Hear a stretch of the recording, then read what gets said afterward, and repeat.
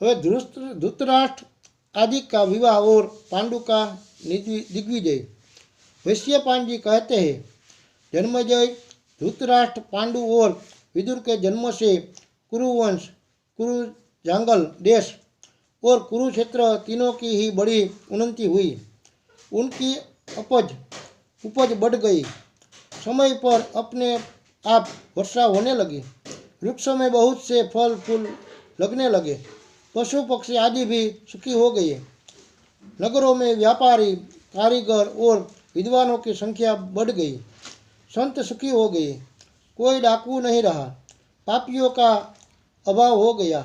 न केवल राजधानी में, सारे देश में ही सत्य युग का समय हो गया।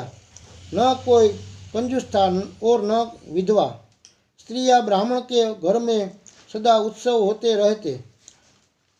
भीष्म बड़ी लगन से धर्म की रक्षा करते थे। उन दिनों सर्वत्र धर्म शासक का बोलबाला था।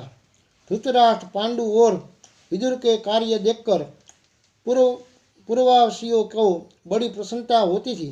भीष्म बड़ी सावधानी से राजकुमारों की रक्षा करते थे। सबके यशोचित संस्कार हुए। सबने अपने अपने अधिकार अनुसार अस्त्र विद्या तथा शास्त्र ज्ञान संपादन किया। सबने गज शिक्षा और नीति शास्त्र का अध्ययन किया।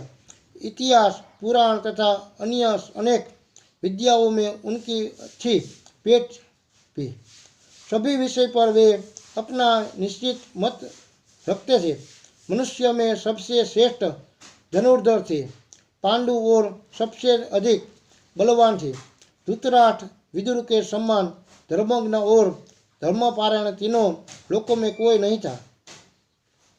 उन्हें दिनों सब लोग यही कहते थे कि वीर प्रसविनी माताओं में काशी नरेश की कन्या, देशों में कुरु जांगल, धर्मज्ञों में भीष्म और नगरों में हस्तिनापुर सबसे श्रेष्ठ है।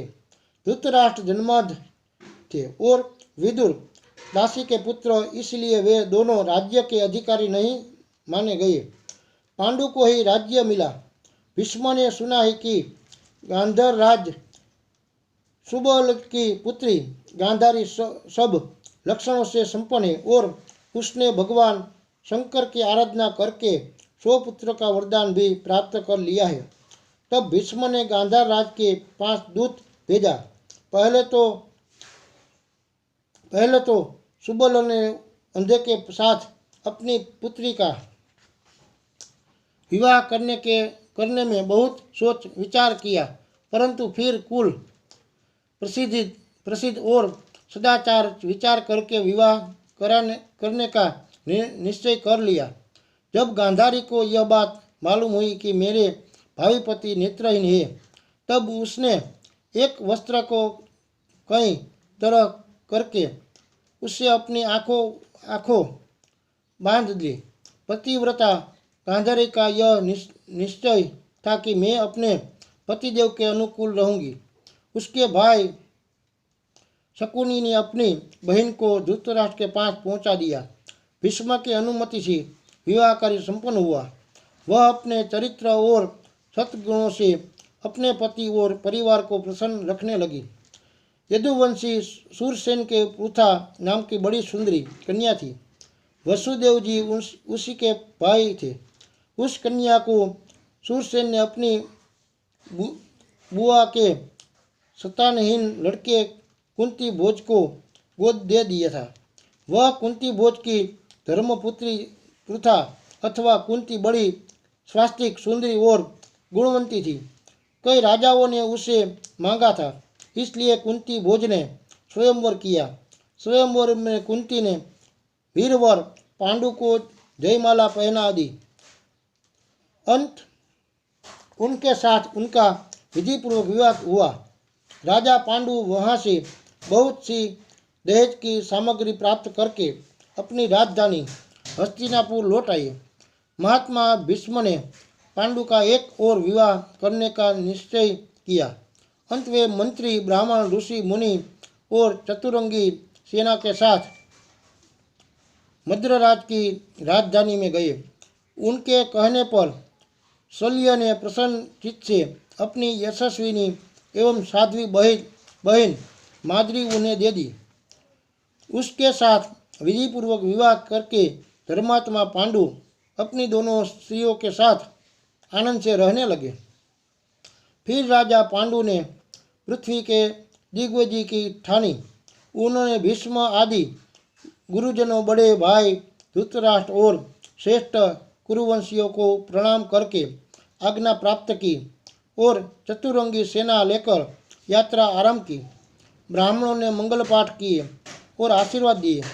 यशस्वी पांडु ने सबसे पहले अपने अपराधी शत्रु दशास नरेश पर चढ़ाई की और उसे युद्ध में जीत लिया। उसके बाद प्रसिद्ध विजयी वीर मगधराज को राजगृह में जाकर मार डाला। वहाँ से बहुत सा खजाना और वाहन आदि लेकर उन्होंने विदेह पर चढ़ाई की और वहाँ से राजा को पश्चात किया। उसके बाद काशी, शुभ, कुंडू आदि पर विजय का झंडा लहराया। अनेक को राजा पांडु से भिड़े और नष्ट हो गए। सबने पराजित होकर उन्हें पृथ्वी का सम्राट स्वीकार किया। साथ ही मणि, माणिक्य, मूला, प्रवलार, सोना, चांदी, गाय, घोड़े, रथ आदि भी भेंट में दिए। महाराज पांडु ने उनकी भेंट स्वीकार की और हस्तिनापुर लौट आए। पांडु को सकुशल लौटा देखकर भीष्म ने उन्हें हृदय से लगा लिया। उनकी आंखों में आनंद के आंसू छलक आए। पांडु ने सारा धन भीष्म और दादी सत्यवती को भेंट दिया। माता के आनंद की सीमा न रही। भीष्म जी ने सुना कि राजा देवक के यहाँ एक सुंदरी एवं युवती दासी पुत्री है। उन्होंने उसे मांगकर परम ज्ञानी विदुर जी के साथ उसका विवाह कर दिया। उसके गर्भ से विदुर के समान ही गुणवान कई पुत्र उत्पन्न हुए। बोलिए श्री कृष्ण कन्हैया लाल की।